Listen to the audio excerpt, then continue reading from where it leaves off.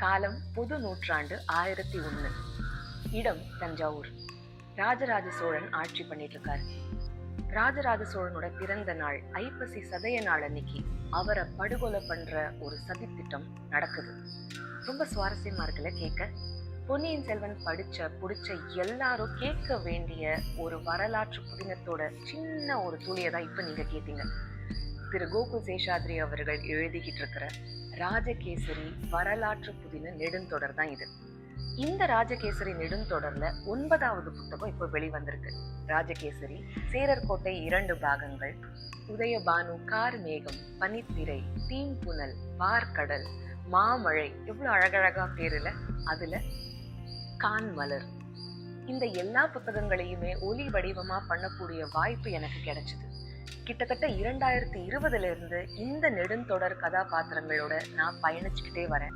நீங்களும் கண்டிப்பா இந்த நெடுந்தொடர் கதாபாத்திரங்களை சந்திக்கணும்னு நான் விருப்பப்படுறேன்.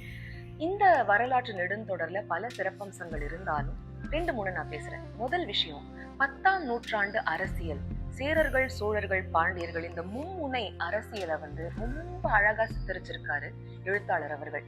இன்னொன்னு, அந்த காலகட்டத்து மக்களோட வாழ்க்கை முறை, கலை, கலாச்சாரம், பண்பாடு, விழுமியங்கள் வெவ்வேறு அடுக்குகள்ல எப்படி இருந்தது அப்படிங்கறத மனசுல படம் மாதிரி ஓடுற மாதிரி ரொம்ப இம்மர்சிவான ஒரு எக்ஸ்பீரியன்ஸை கொடுக்கக்கூடிய ஒரு சீரீஸ் தான் இந்த ராஜகேசரி.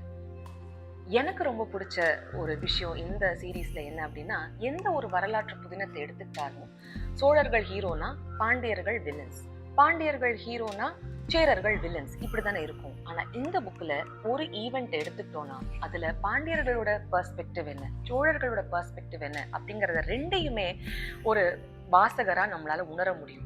அது எழுத்தாளரோட மிகப்பெரிய சிறப்பம்சமா நான் பாக்குறேன்.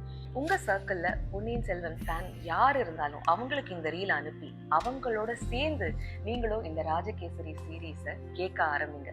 கண்டிப்பா உங்களுக்கு பிடிக்கும் நான் நம்புறேன். நான் உங்க தீபிகா அருண்.